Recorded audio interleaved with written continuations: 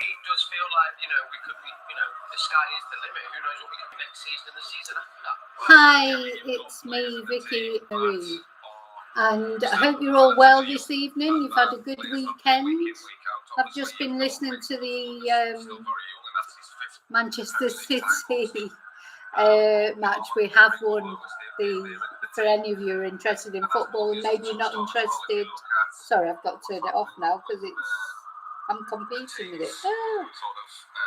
Why can't I turn it off?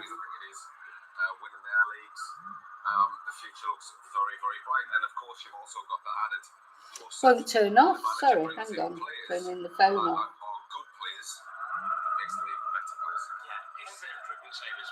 Why is it still playing? I've actually turned the phone off. Finally. Sorry. But yes, so I was just listening to we actually did win the championship yesterday, but we had one more home match to play today. I think we're going to get the actual Premier League trophy today. But that's what I've been doing. And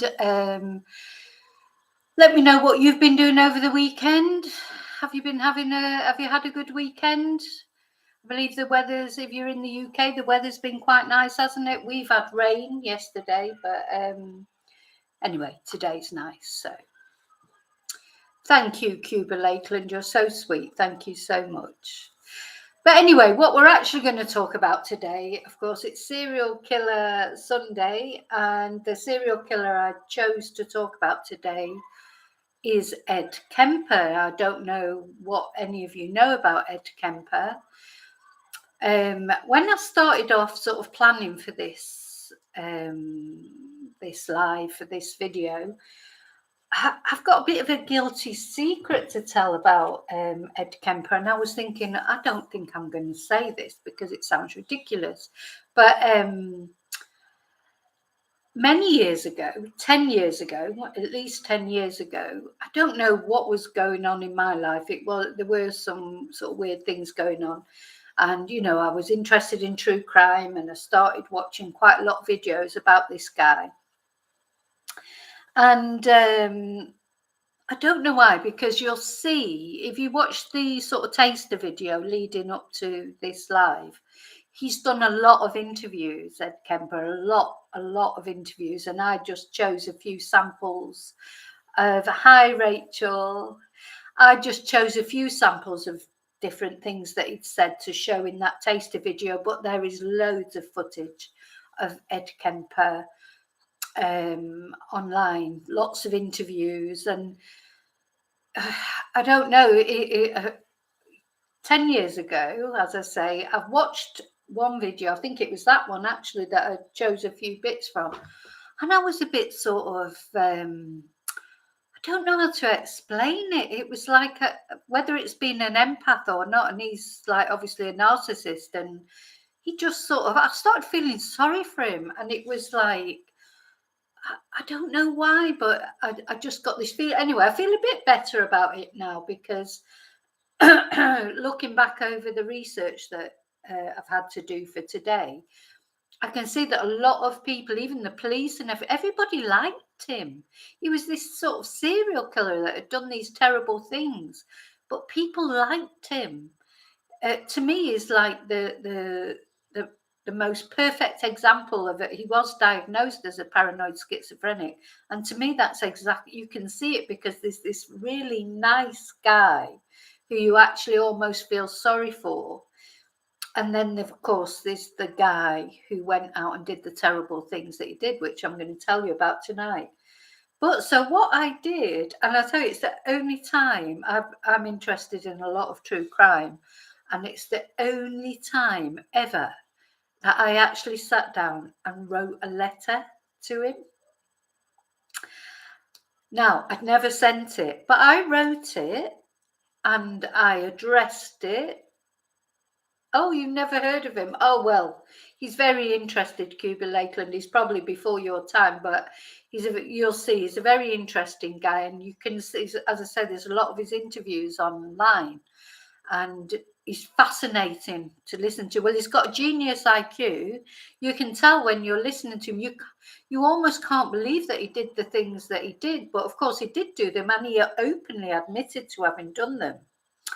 So I sat down. I actually wrote a letter to this guy. I can't remember. I should have kept it. Really, I should have sent it in a way, but it wasn't a love letter or anything. I don't mean in a romantic way. That I thought I felt a lot of empathy for him, and it was weird, and I can't even remember it. Also, by then I hadn't perhaps looked into it enough. You know, he blames everything on his mother, which of course, you know, is really irritating. But now I know a lot more about his mother, because at first when you hear him talking about his mother, you think, oh my God, that was awful that she did this and it was awful that she did that.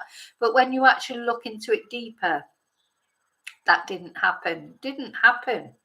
So in fact, I blame, if you can blame anyone, I mean, people have to take responsibility for their own actions, but it was his father let him down, not his mother, but I'll get into that later anyway.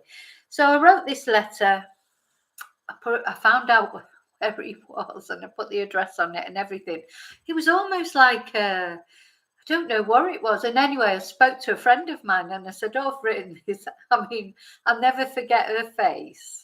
Because thank God she did, because I said, oh, well, you know, blah, blah, blah. And I've got this letter, I'm going to send it to him. And it was the look on her face that when she looked at it, well, the years, Cuba Lakeland, that Ed Kemper was active were in the 70s. 70s, before the 80s that he was caught. But I'll get into that. So I just want to explain about this letter. So as I'm telling my friend, hey, I'm going to send this letter to this serial killer, which now as I'm saying it, I'm thinking, oh my God, what was wrong with you?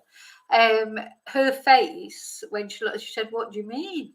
And I said, oh, well, you know, I just felt a bit sorry for him. I mean, it just sounds ridiculous now. I know it sounds ridiculous. It was almost like a temporary moment of madness for me. And of course, I didn't send it. I threw it away. I should have kept it just to remind me how stupid I was. Maybe I should have sent it just to see if I had a reply, but I never did send it. But this is the power of this guy. And when you see this, the police, they just everyone seemed to be sucked in by him. He seemed like this really nice, likable guy. And I think this is a thing about serial killers, isn't it? They walk amongst us. They live next door to us. They have families. You know, they have normal lives. But on the side of that normal life, they've got this whole other thing going on. So anyway, I just wanted to tell you that. So it's my guilty secret about Ed Kemper for whatever reason. I have never felt like that. You know, I've looked into so many true crimes. I've watched so many true crime documentaries about different serial killers. I have never felt like I wanted to write to anyone before. So what that was about, I don't know. Maybe I was just going through a bit of a bad time at the time. I don't know. Don't even know what it was. But anyway, so he's still with us, Ed Kemper. His nickname is the Co-Ed Killer. Now, the reason why I chose to do him today, because I should have done the Green River Killer today. That was on the list that I was doing. But I was listening to a YouTube channel the other day, and they said that he hated his mother, so that's why he killed old ladies. And it's just not true. He did hate his mother, but he didn't kill old ladies, apart from his mother. And also, to be honest, she wasn't that old. She was only 52. If you call that old, well, I don't know. You're quite young if you're thinking that 52 is old. But he did kill his mother, and he killed his mother's best friend. But anyway, we'll get to that later. So his full name is Edmund Emil Kemper III. Now, you know, in America, they like to use these names, don't they? Like if men have sons, and then they use the names, they call them the first, the second, the third. Though he claims that he was never called that. He only ever heard that being said when it came to like the media after his address and everything. He said, you know, I never thought of myself as Edmund Emil Kemper III, but he, you know, his father was called Edmund Emil Kemper, and his grandfather was called Edmund Emil Kemper. So the name was passed down. I think that's something we don't really do much in Britain. They do it a lot in Spain. In Spain, a lot of names are passed down, but not in Britain. So I've been watching his videos all day, and I'm glad that I did, because I'd felt a little bit when I'd started off, and I was remembering that time when I wrote him a letter. But after I watched all his videos today of his interviews, I remembered how he can get. Honestly, if you watch, particularly his first interviews when he was first arrested, when he was still quite young, because he was only 23. Hi, Jackie. Thank you so much. Thank you so much. He was only 23 when he was arrested for the last time. He'd been arrested before. But when he was arrested for the last time, he was only 23. So he's only a young lad. So it reminded me today, going through all these videos of his interviews and what the police said about him, a lot of other psychologists even, and things, how he had this very personable side to him. So I didn't feel so bad then about the letter that I'd nearly sent him. See, to me, he's the most intriguing serial killer because he is these two different people. You know, quite often people get diagnosed with paranoid schizophrenia or whatever. But to me, he is, probably because of the interviews he's done, and we can see this other side of him, he is the most typical example of a paranoid schizophrenic. You know, he is two people. Without doubt, he is two people. Now, he blames it all on his mother. But as you'll see, I don't agree with that. But we'll see that as we go along. So he was born on December the 18th. He was a Sagittarian. December the 18th in 1948 he was born. He's now 74 years old. He's, as I say, he's still alive. I think a lot of people in prison, they live a long time. I mean, he didn't look too clever. I don't know if you saw the photos in the teaser video.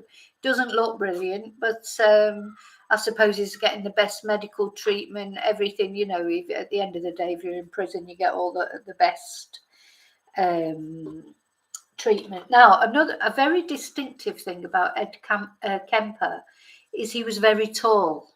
And he came from a very tall family.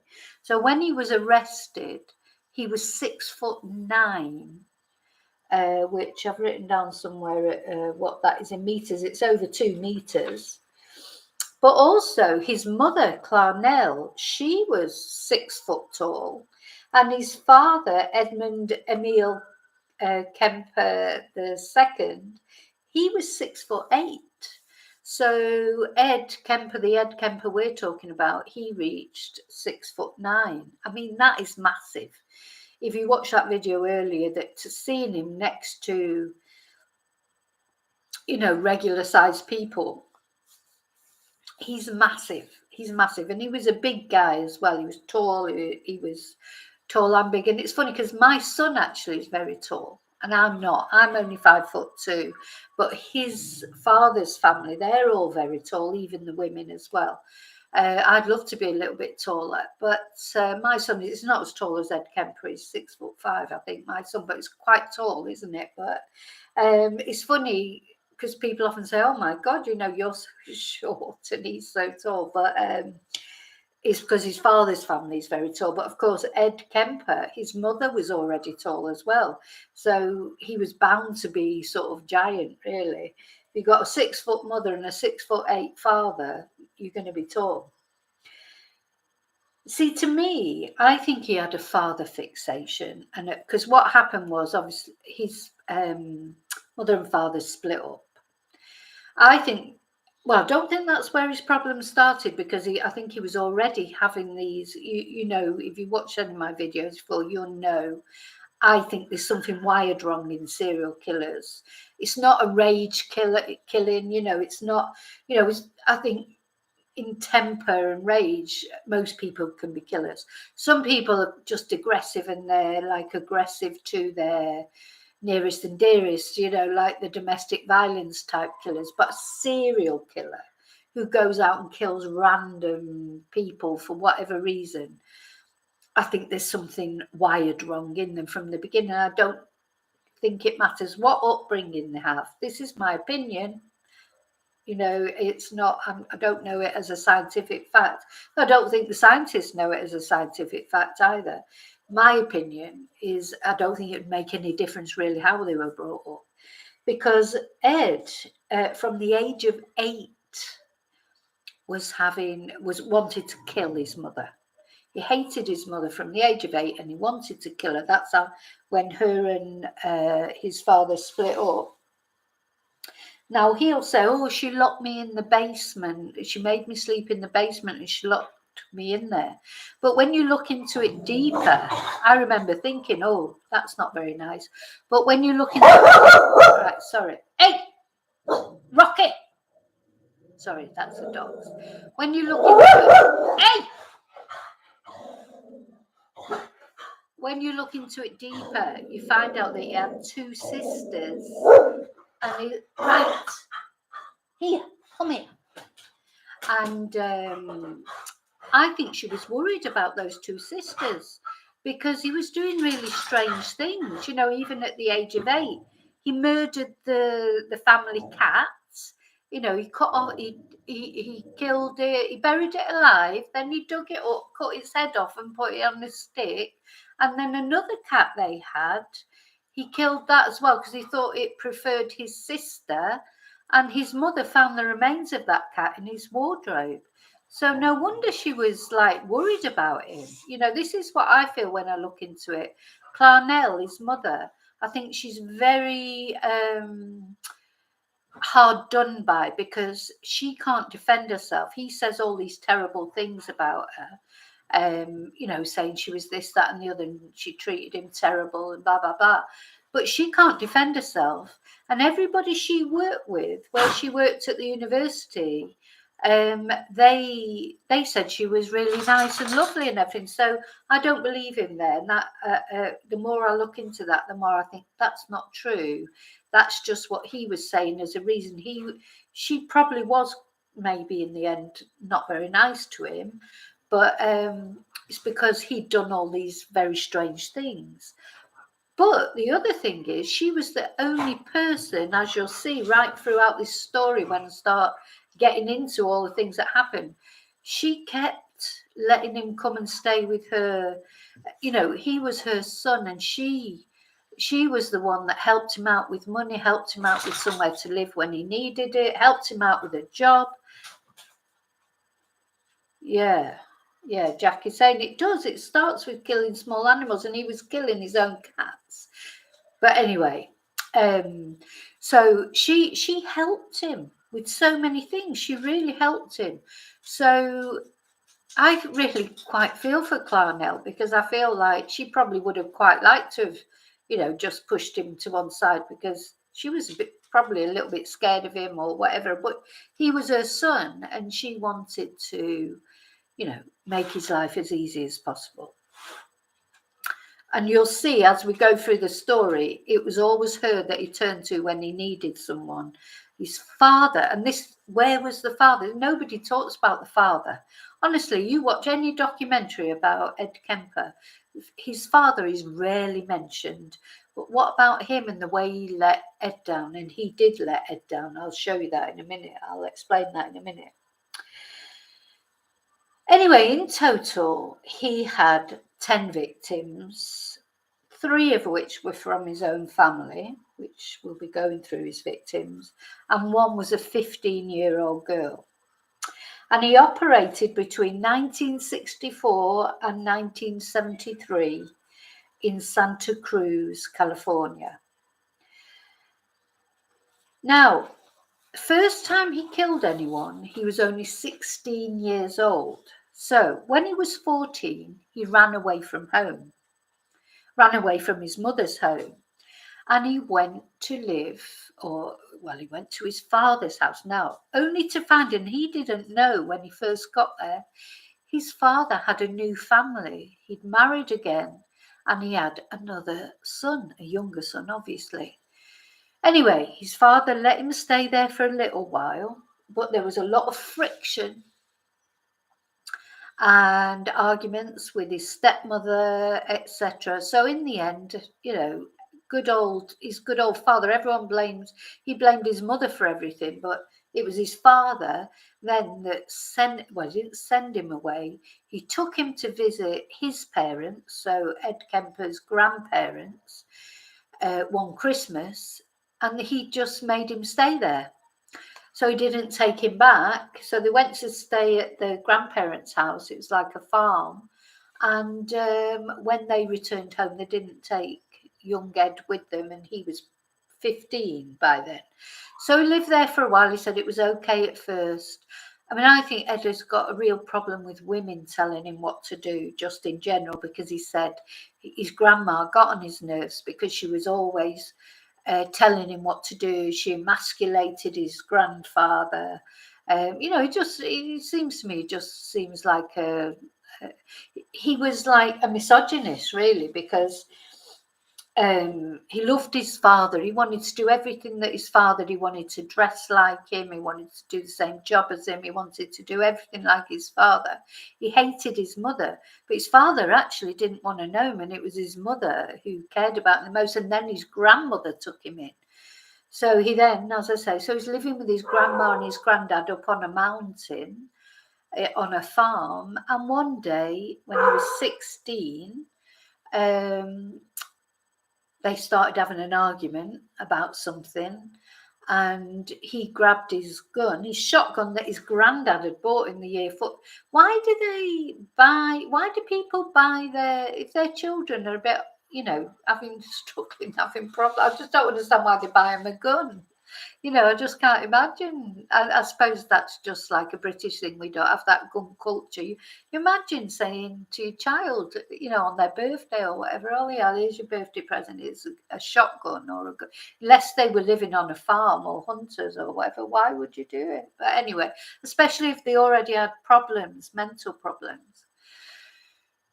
Anyway, so he took the gun that his granddad had bought him for Christmas, and he shot his grandma in the head and killed her instantly. He then stabbed her as well, just for good measure. He said later, oh, that's right, because she'd said to him, oh, you're not going to go and shoot the birds again, are you? So he obviously had done that before, been out there shooting the birds with this gun, and he just turned around and shot her. Of course, his granddad then, he's got to face his granddad. His granddad comes home from shopping, and he shoots him and kills him as well. And he said that he shot him because he didn't want him to know that he shot his grandma, or some ridiculous rubbish like that. Anyway,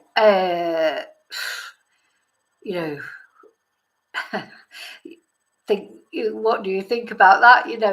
Then later he changed his story and said he just wanted to know what it felt like to kill someone. I mean, the guy, he obviously had very serious mental problems at the time. But who do you think he rang first when this happened? Now, these were his paternal grandparents. The first person he rang to get him out of trouble, you guessed it, it was his mum. So his mum, who hated and treated him terrible, did all these terrible things. First person he phoned was his mum. So his mum, Clarnell, she said to him, look, you've got to ring the police straight away. Just ring the police and tell them what you've done. So he did. He rang the police and he was taken to now bearing in mind he was only 16 years old. So he's taken to, I don't know, a juvenile prison facility where he was assessed for his mental, capabilities, etc. Now, unfortunately, this was in the time, in the 70s. There was a lot of concentration, wasn't there, on rehabilitating killers and this, that, and the other. So he was taken to this medical facility and assessed. Apparently, he was so well behaved, and this is what he's done in prison as well, and with any police that he's ever come up against or any psychologist, he always comes over. He can, well, you can see it in his interviews. He can present himself very reasonable and sensible with this, and that's when they found he had this genius IQ, which surprised him because he thought he was thick, because he said his mother had always told him he was thick, and it was here at this medical facility that they tested his IQ and found that he's actually brilliant. He just, you know, maybe he wasn't. What's the word?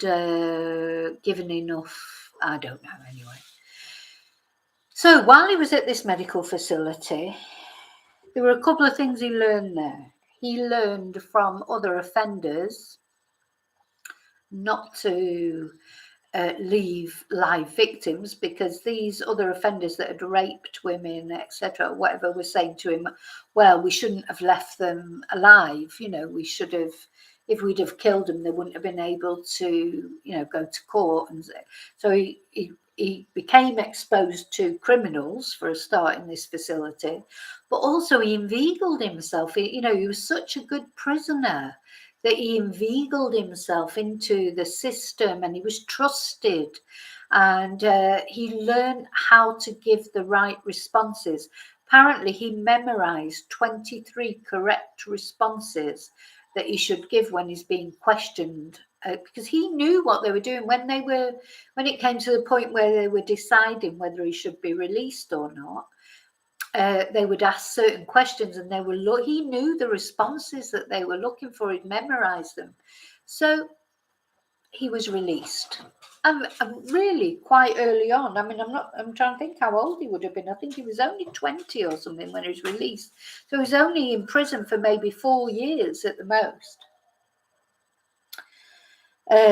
Right. Now, when he was released, the psychologist who agreed to his release did say he should not go to live with his mother, because it had come out how much he hated his mother. He had like an obsession about his mother, but it was quite strange, because she actually was the only person who was trying to help him. She helped with his release, etc.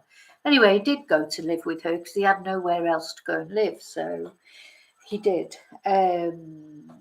Right, let me get, so I've got to get to where I am now. Yeah, so she helped him get out.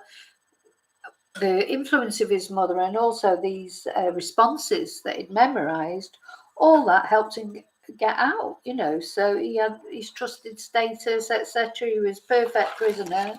And they, at the time, you know, they believed, even though he'd murdered his grandparents, they believed that, you know, young people could be rehabilitated, which just seems very a short time, doesn't it? Because by the time he was 23, he was back in prison for murdering another 8 people. So, you know, I mean, how rehabilitated was he?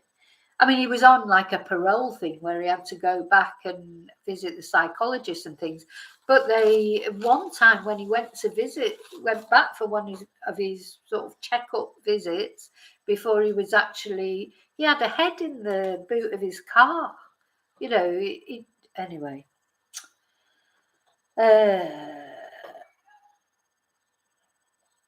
Now, it was a strange time. At that time in Santa Cruz, where he was, there was Herbert Mullins, which I don't know if you've heard. He was another serial killer that was operating in the same area. In fact, when girls first started going missing and turning up dead, he was the main suspect, not Ed. Ed wasn't a suspect for a long time. He was the least suspect. You know, he just was. You know, he came out, he got a job with the highways department, and his mother was working in the university in Santa Cruz. And he sort of says, no, she wouldn't introduce me to any girls, and she wouldn't do this. And well, of course she wouldn't. You know, he had murdered his grandparents. She was probably a bit wary of introducing him to people or whatever. I don't know. He blamed it all on her, but I don't agree with that at all. So yeah, although the psychologist had recommended he didn't return to his mother, he did. Oh, and Charles Manson was active around that time as well. So, you know, it was apparently a time where everyone lived in, I mean, California in general.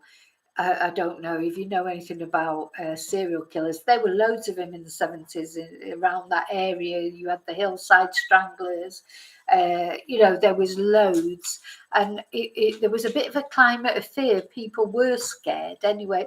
I think it was the first time that the police had started talking about serial killers, you know, because before that they couldn't join the dots so well with killings. It's like now it's another.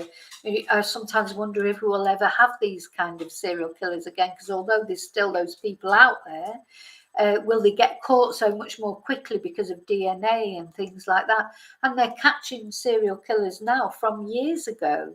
I love those cold cases. Like we've got the Golden Gate Killer. He was a prolific serial killer and he's only just been caught, and he's a really elderly man now.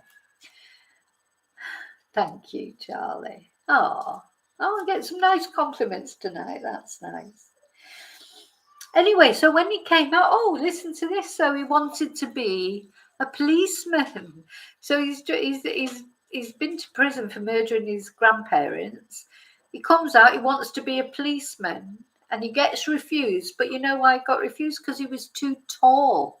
Nothing to do with the fact that he's actually murdered two people, because I suppose because he was a minor when he did it, his record's been expunged. I don't know, but I mean, I just couldn't believe that. It's the way it said, oh, well, he was refused being a policeman because he was too tall. It's like, oh, nothing to do with the two people he's murdered then. But anyway, so what he did instead of being a policeman, because he really did want to be a policeman, he used to hang out in in a police bar that was called the Jury Room, and he would like get to know all the policemen there, and they loved him. Everybody liked him. They thought he described himself as a friendly nuisance, and he did that sort of on purpose in a way. He inveigled himself with the police in this bar, and he said, he was always careful not to talk too much about the cases as he started his sort of proper murder spree, if you like. He was careful not to talk too much about the cases because he didn't want to draw attention to himself. But he did, try and find out little bits here and there in that. He loved John Wayne. John Wayne's his fate because John Wayne reminded him of his dad. I think he had a dad fixation. He definitely had a dad. He thought his dad was like this hero in it, but his dad had never wanted to know him. You know, that's just so typical. His dad had gone off, got a new family, and he's blaming his mum for everything, not blaming his dad. And it was his dad who sent him to live with his grandparents, and he murdered his grandparents. I mean, but his dad could do no wrong. His dad was like his hero. Anyway, so what he noticed, first of all, he said, was that he noticed there was a lot of girls hitchhiking around the university campus. And don't forget, he worked for the highways department, so he was driving around a lot. And he noticed, because he'd just recently come out of prison, he felt that he'd missed out on this sort of hippie explosion, because it was like the hippie, it was all about the hippies then and the free love and what have you. He felt he'd missed out on that because of those times from 16 he'd been in prison and he'd only just come out of prison, so he'd sort of missed out on all this free love, etc. I mean, he had girlfriends, and in fact he was engaged to be married when he finally got arrested. But I'll explain about that later. But, so it wasn't that he didn't have relationships and things, but he felt inadequate in those relationships. But, it seems like he was quite capable of having a relationship and maintaining a relationship. But he noticed there was a lot of girls and when he'd go and pick his mum up, say at the university, he'd noticed these girls would be hitchhiking, because hitchhiking then was a big thing, wasn't it? There's a lot of hitchhiking. I mean, oh my God, I'd be terrified to hitchhike. And I have picked up one lady once who was hitchhiking. Well, she wasn't even hitchhiking. She was at the bus stop with a baby, and I knew that it was pouring down with rain and whatever, and I picked her up and brought her a bit further up the road to where she wanted to go. But and I actually did once as well pick up 2 young lads.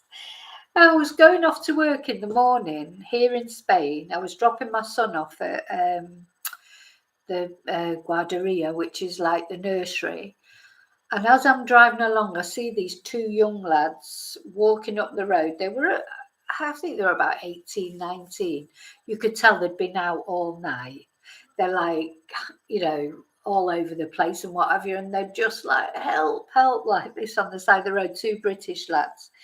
And I didn't stop then as I went past because I went to drop my son off at nursery. But when I came back, they were still there walking along the road. And so I stopped and I said, look, do you need a lift somewhere? And they're going, oh, thank you, like that. So they've been out all night. Here in Spain, the nightclubs and that in the summer, they're open all night. So they've been out all night. It's probably about 8 o'clock in the morning by now. They're like, when you're like coming down after that night out.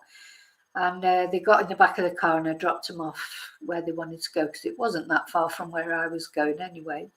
And they were like, oh, thank you so much. But I just thought one day that might be my son walking back from a club, like, because they were lost as well. They didn't know where they were going because they were on holiday here. They didn't live here, so they didn't have a clue where they were going. They're just walking and hoping that, they'd find their way there in the end. So right, I've gone off on a tangent as usual. Yeah, he was a bit like Ted Bundy, but it's different. It's hard to explain. It's different from like Ted Bundy. He wanted to be free and carry on doing it. You'll see with Ed Kemper, I think he wanted to be caught. He didn't, Anyway, I'll explain that when we come to it. Has that happened to you, DMV videos? What? It's happened to you that you walk in and you're thinking, oh God, I'm lost and I don't know how to get home. Or you've picked someone up because you thought they needed a lift. But anyway, I felt like I'd done a good Samaritan thing that day. But, in Benidorm. Yeah, well, I'm not that far from Benidorm, but I'm not in Benidorm, but I'm not too far from Benidorm. But these lads, I never forget them. They were just like so grateful. Honest to God, you could tell, and they just slumped down in the back of the car. It was like, oh my God, thank God for that. Took them where they needed to go, and they were fine anyway. So I hope they remember that.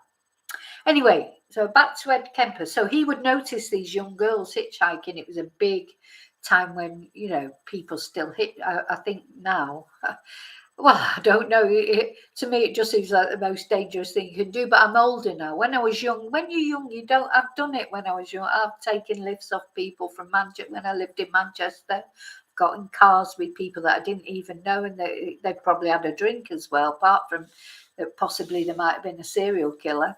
I don't know. I'm still alive sometimes, but when you're young, you don't think about things so much, do you? Anyway, I noticed these young girls hitchhiking, and over time, and over quite a long time, because he had 2 motorbike accidents. And the second motorbike accident he got quite a big payoff, and he bought himself a car. So he was driving. He loved driving. He said that. He said, I love driving. I would drive. I love driving. I mean, I'm happy to drive around and what have you. Anyway, he did, and he would notice all these girls hitchhiking. So he started to formulate his ideas. Now he'd always had. He's got like a. I'm not in this video. I'm not going into gory details because I don't like to go into gory details. But if you want to research it and it is quite horrible. He had a fixation about heads. He had an absolute fixation about heads. So these, like when he'd cut his cat's head off, his pet cat's head off years before, it was almost like a practice. These were the fantasies he was having, so, and he'd noticed these girls and he realized that he could, they were vulnerable, that he could get them into his car. You'd accept a lift from me, yeah. But, you've got to be careful about giving people a lift, Charlie, because you know, you don't know who you're picking up, do you, either? That's another thing that you have to worry about. But I know, like my son's dad said to me, he quite often he's wanted to pick people up. He's seen, you know, mothers struggling with their kids or whatever, and he's wanted to say, "Oh, look, do you want a lift?" But he's been scared to offer a lift because he hasn't wanted them to think that he is a serial killer or a nutter or whatever. So it's difficult, isn't it? So anyway, so yeah, so he noticed these girls and he started practicing, and he picked up, and he would pick up anybody. It wouldn't matter if in the beginning when he was practicing, could be girls, it could be boys, it could not, he had no intention of doing it, you know, he wasn't interested in boys, he was interested in girls, but he would pick anyone up for the practice of picking them up, what to say to make them relax. One day he'd have a gun in the car under his seat, and he'd be fantasizing about, what if I just took this gun out, you know. He said at least 150 times he picked girls or some people up, dropped them off with no incident, and it was all a practice.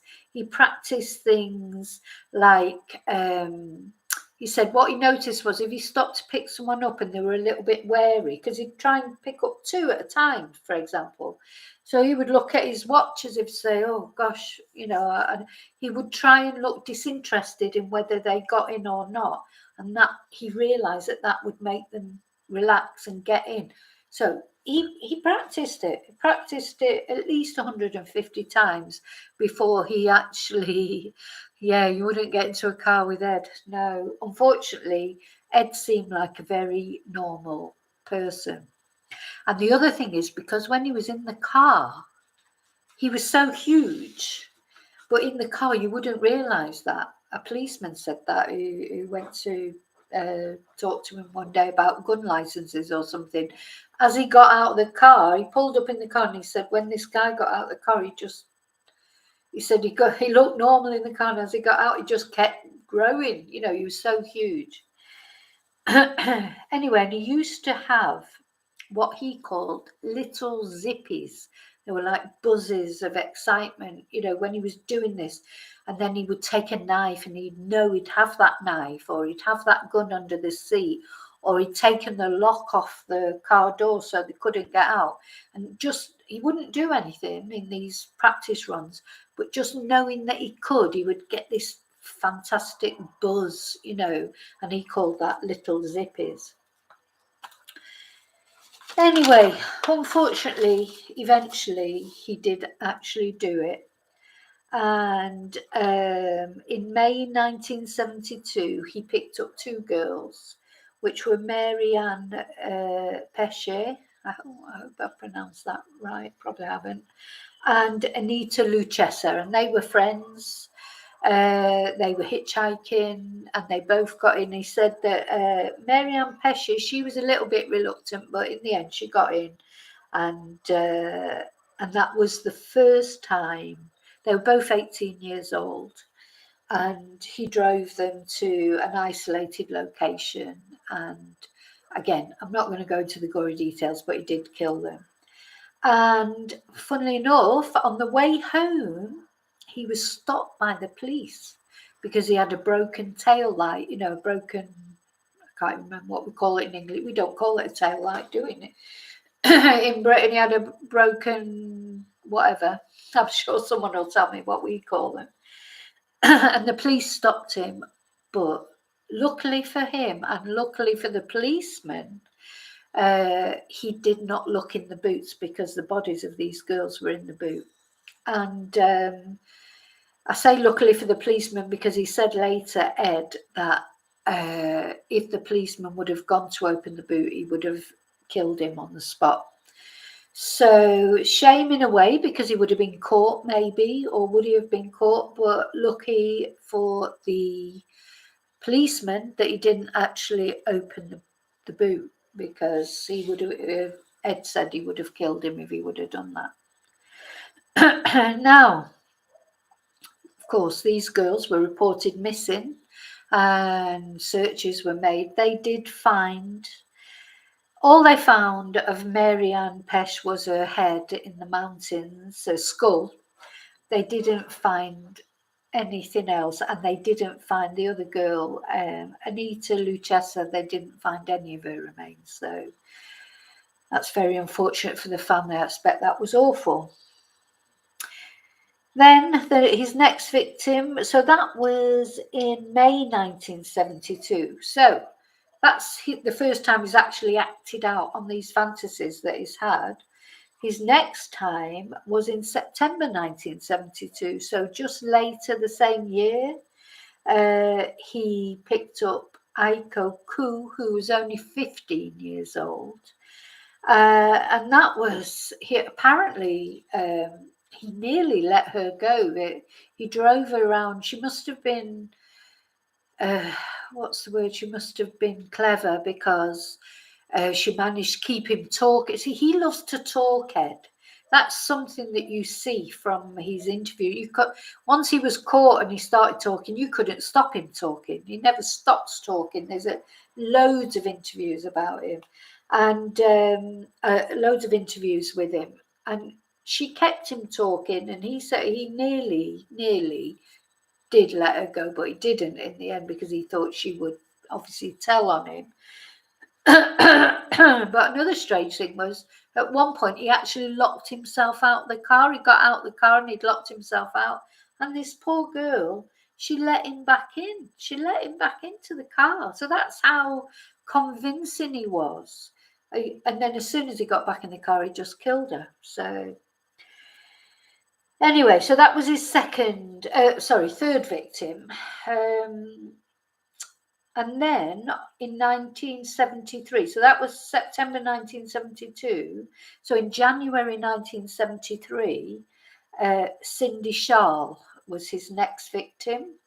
She was 18.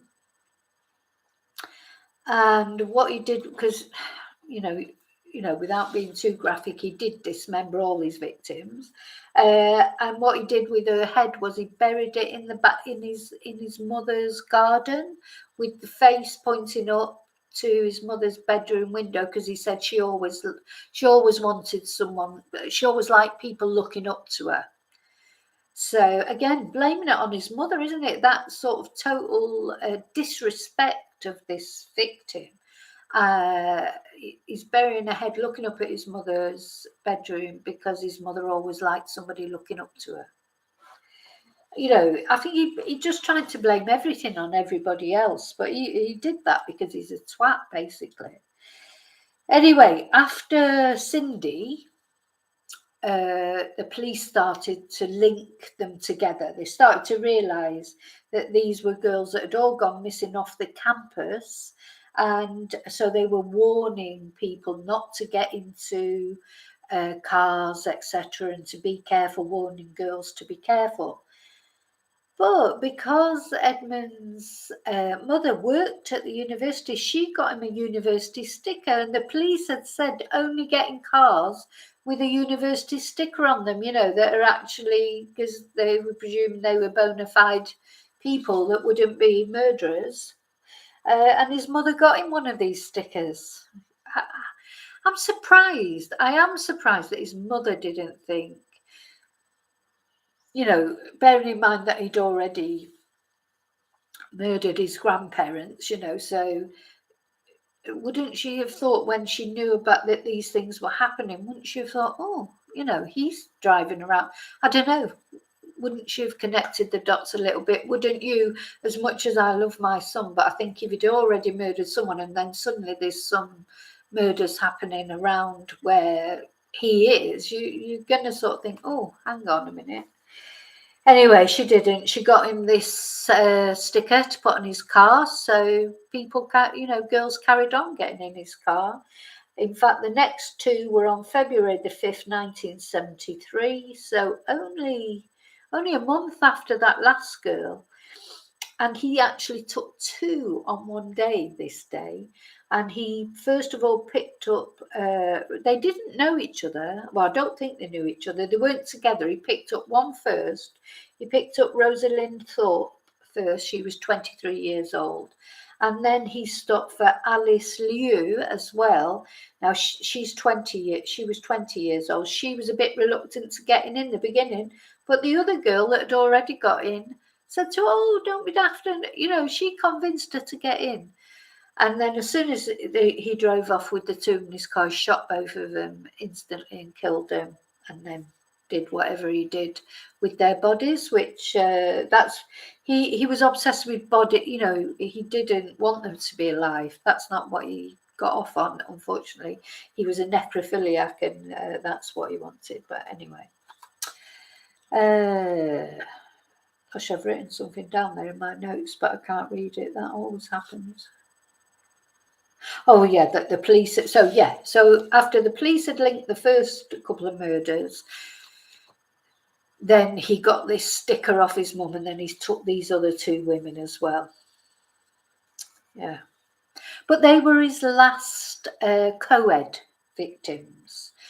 He's called the co-ed killer, but 3 of his victims, his total 10 victims, were a family or friend of the family. And I'm going to explain to you now about his last 2 victims.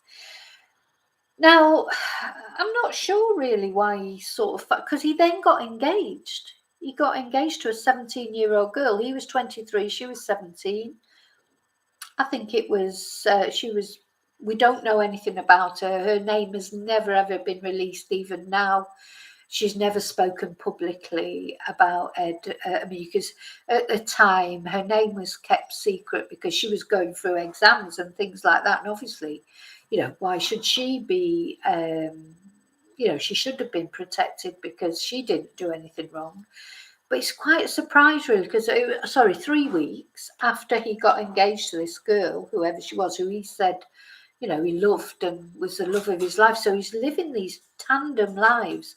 He's got engaged and living this sort of normal life. And at the same time, he's murdering these girls and keeping their heads in his wardrobe and, doing those horrible things. It's anyway. So, yeah. But 3 weeks after he got engaged, he just snapped with his mum. Now, his mum was supposedly, psychologists will say she was always the one that he meant to kill because she was the one that had treated him so badly. I don't think she treated him badly at all, to be honest.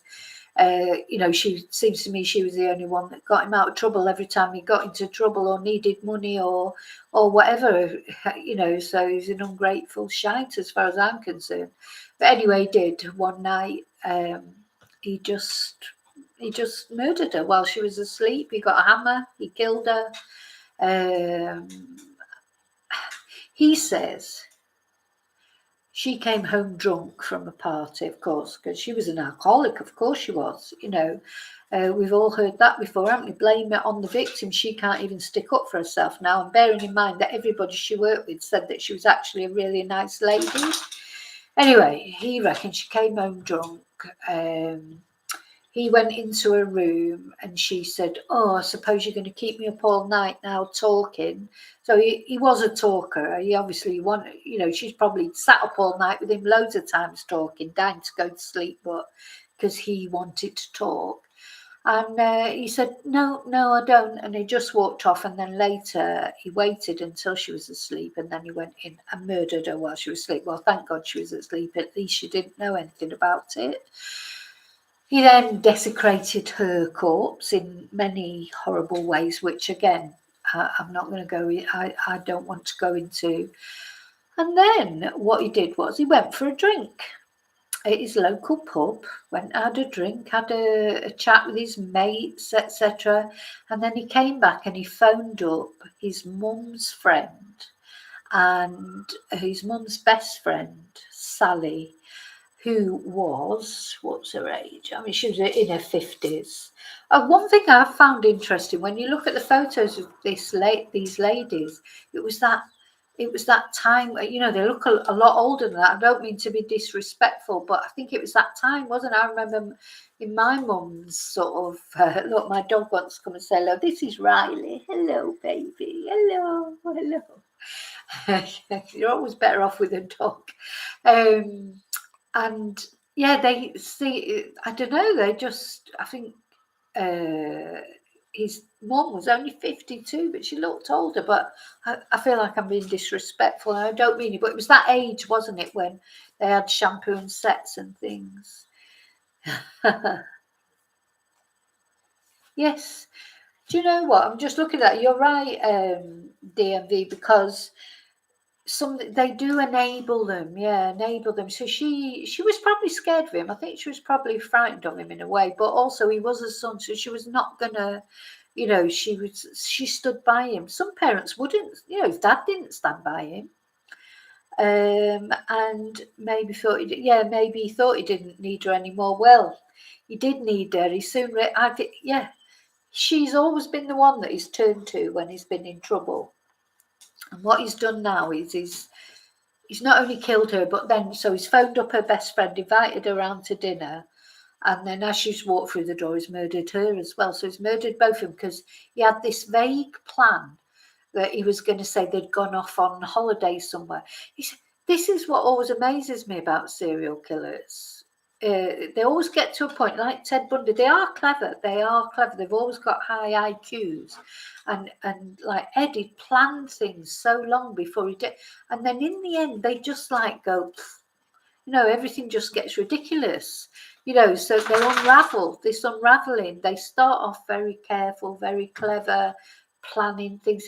And then as time goes on, they get so, I don't know, consumed by it all. Or maybe they just think they're so clever that they can't possibly get caught. But I don't know what it was with Ed. They say that he was going to come up with some story of his mum and her best friend going off, and that was going to be his reason why they weren't there. But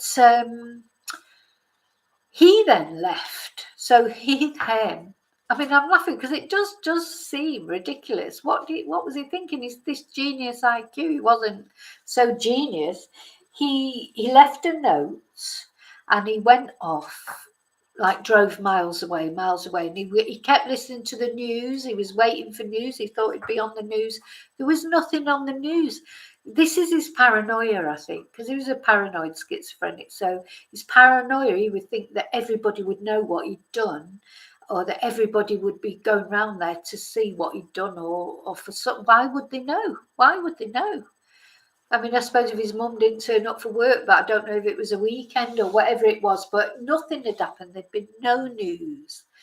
But he couldn't cope with it. So in the end, he phoned the police himself to hand himself in from miles away, wherever he was. And they didn't believe him. They didn't believe him because they knew him. He was Big Ed. He was like Mr., the annoying nuisance or whatever. Oh, the friendly nuisance that they used to see in the bar. And they really liked him, and they thought he was pranking them. He had to phone several times before they took him seriously and actually went round to his house and found, the devastation that he'd left there with his poor mother and poor Sally, who really had done nothing wrong except go round for dinner. That she was thinking she was going round for dinner. He'd phoned her up and invited her to go round for dinner. She was probably dead chuffed. And they went round the police and found it. Now, it's a little bit irritating, the photos that you see of the police with him, because you can tell they like him. They're laughing and joking. They all said afterwards they liked him. He was a likeable person. And, I can see it. When you see his interviews, I can see how they think that. It's hard to think of this person that you see being interviewed actually doing the things that he did. It's really hard to connect those dots, and that's why I think he is the most typical example of a schizophrenic that I've ever seen, because you literally cannot connect the dots. When I watch like Ted Bundy, as charming as he is, I still can see him doing it, because you can tell he's got that look in his eyes. He's always looking, for a way out, a way of escape. He's calculating all the time. With Ed Kemper, he's not really like that. It's almost like he's like relieved. He's killed his mother, so that's his last you know, he's got nobody else is going to look after him. So I think he quite likes being in prison because he's safe there, isn't he? And he's like looked after. He did try and kill himself twice while he was waiting for trial. His moustache. He tried to kill himself twice while waiting for trial, both times with a pen or parts of a pen. Anyway, wasn't successful. And he finally went to trial and he was convicted. And he was given a really weird sentence. He actually wanted the death sentence, but it was on moratorium at that time in California, so there were no death sentences. He received, again, see, it was that time when they were being quite lenient towards killers and that. He got, I think it was between 7 years to life for each of the people that he killed. So for 8 people, because the other 2, his grandparents, of course, he'd done that when he was 16. He'd already served his time for that, which was about 4 or 5 years. I mean, how ridiculous. So he'd served that time. So he was given 7 years to life for the other 8 murders. But I think there was like a record when it's set. So he's come up for parole many, many times. In the beginning, he was really pushing for parole. They say that he's not that bothered now if he comes out or not. He's actually up for parole the next time, next year. So he could come out, and he doesn't look too clever on his photos, but he's only 75. We say that's really, in this day and age, it's not that old, is it? He could go on another 15 years, really. So, right, let me just check my notes and make sure I haven't forgotten anything. So left a note, yeah, 8 counts of first-degree murder. That's what I was saying, yeah. Couldn't have the death penalty. Now, so he's still in prison. Well, the last interviews, because he's done them over the years, so they're quite interesting to watch his interviews, because his very first interview he was literally 23 or maybe a little bit older, maybe in his late 20s, but he hadn't been in prison very long. Then there's another one when he's sort of 40-ish, then another one when he's in his 50s or what. He hasn't done an interview for a while, I don't think. But to see him change, and it's quite interesting. And he's been quite useful for profilers and things, because he just is one of those people, one of those like some killers, and that they never talk, or you have to drag it out of them, or they only talk when there's something in it for them, like Levi Belfield or Israel Keys, or any of it. Like Ted Bundy started talking a lot at the end because he was hoping to avoid the death penalty, but before that he didn't want to talk. Ed Kemper's the opposite. He loves it. He will talk to any psychologist. He will tell, and I do think he's quite honest in what he says. If you watch him being interviewed, he doesn't, apart from the fact that he blames his mother for everything, which is a bit irritating, but he's honest about what he did. And it's really difficult to explain. I don't know, maybe it's the empath in me and the narcissist in him. I like make this connection with him. I don't know what it is, but normally when I watch serial killers being interviewed, all of them, John Wayne Gacy, I've watched all the interviews, believe me, I don't feel sorry for any. He's the only one that I ever felt a bit sorry for him, because I think he literally is, it's like he wanted to be, he didn't want to be that way, but he was, but then he didn't seek any help for it, so I don't know. Yeah, maybe he loves the notoriety. I think he just likes talking. I honestly think that those last words that his mum said to him when she said, "Oh, I expect you want me to keep me up talking all night." I think he just likes talking. He loves talking, and he's intelligent. You can tell he's intelligent. You can talk about any subject. He was so proud because while he's been in prison, he does a lot for these charity. In prison they do a lot of charity things. Like because he's clever, he did something for like a blind charity, like developing the Braille networks and things like that. And he won a trophy for it, and he was so proud of it. He's like really proud of it, and he has got honestly, watch his interviews. If I remember, I'll put the links, because if you watch his interviews, you can make your own mind up. Then there's something about Ed that's, although you know he's horrible and he's done these terrible things, there's something I don't that you sort of listen to him, you feel a little bit of sympathy, or maybe it's just me, but it's not sympathy exactly. Gosh, I don't even know how to explain it. That would be the word. Maybe maybe it's just me. I don't know. Right, one other thing that I did want to tell you. Oh, bye, Cuba. I've nearly finished, but yeah, finish it off later. You have a lovely.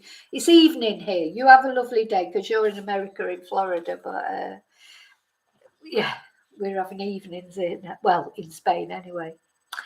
Right, yeah, I wanted to tell you about this psychologist, Resler, because he did all these interviews. So he got really quite close to one particular guy. He went in quite a few times to talk to him, and don't forget, they were trying to get information about what makes a serial killer's mind tick. So he has helped in that, because he's talked so much, they've managed to get some information. And this Robert Resler, he'd been in there a few times to see him, and he started to relax. People relax with him, and they don't realise, I think in the end, they forget how dangerous he is. And the third time that he went to see him, he actually went to see him on his own. He was in the room with him on his own, and they were talking and everything. And when it came to the end of the time, Robert Resler pressed the button for the guards to come, to let him out, but they didn't come.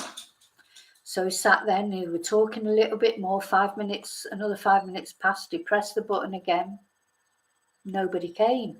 So Ed Kemper said to him, "Oh, they'll be giving. You've picked a bad time, because they're picking." He knew the whole routine of the prison. He knew everything. He said they'll be giving the food to the secure units now and that, and they're probably just a bit short-staffed, but they'll be here in a minute. And don't worry, etc. So this Robert Resler obviously started to get a bit scared then, because he suddenly realised he's in this cell on his own with this guy that's done these terrible things, and nobody's coming. But what if something really had been going on, and he's pressing that button for them to come? This is the panic button that he's pressing to tell them to come. Nobody's coming. And then Ed, of course, picks up on his anxiety, and he said, "Oh, you're starting to get a bit anxious now, aren't you?" And that what, what did he say to me? He said, "Yeah, well, when I think about it, really, I could just screw your head off and leave it on the table for the prison guard to see as he comes in. Wouldn't take me a minute. I've done it before." So he said he just sort of sat there, and he the atmosphere is getting charged by now, because then Ed says, "Oh, well, I'm in here for life anyway, so what are you going to do to me? Take away my privileges? I've got nothing to lose." And this guy, Robert Resler, said, "Oh, well, you don't think I'll have come in here without a weapon, do you?" So he says, "Oh, well, let's see your weapon then." And they start having this sort of banter, but of course it's not really funny. And anyway, it diffused, and finally the guard came in, and then Ed Kemper turned around to Robert Resler and said, "I was only joking with you, don't you? I would never do anything like that to you." And he said, and after that, he never went in there or with any other prisoner alone. He always went in with someone, two of them, and it just taught him a lesson. But yeah, I wonder if he was really considering it, that he thought that he might do it, because he did have nothing to lose at the end of the day. Okay, I think that's about it about Ed, but I'll leave some links. I'll put some links in especially the interviews. Watch the interviews. If you're interested in psychology, you will be interested in the interviews, because I do think he's been a subject of, there's a Netflix documentary that's about a mind hunter, that's about profiling serial killers, etc. And he's one of the characters in that. They're real characters. They're played by actors, but they're real characters. So he has helped with the profiling of serial killers, etc. And he has helped people to understand the way they tick and the way they think and what they do, etc. So, you know, something. Okay, and something I want to just say to finish off is I haven't had time to look at it properly yet, but before, as I was sort of waiting to do this video, I was looking at some Spanish news because I've never thought about Nicola, going back to Nicola Bulley. I'd never thought about looking at the Spanish news and how they'd reported it all.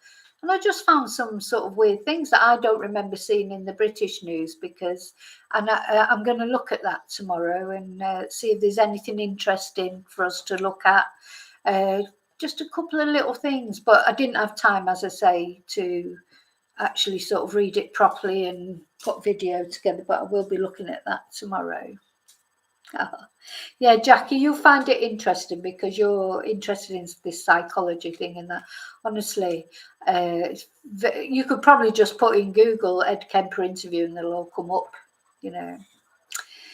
But anyway, I've got to go. So thank you so much for being here with me. Remember to always live and love very carefully. And, oh, look, Micro Blue saying, yeah, the most intriguing. Yep, he's still a psychopath. He's still a psychopath, but still intriguing interviews. So, yes, remember to always live and love very carefully. And I'll see you very, very soon. And probably tomorrow there'll be a video out. And until I see you again, may your God go with you. Night, night, night, night, all. Thank you, Charlie. Bye.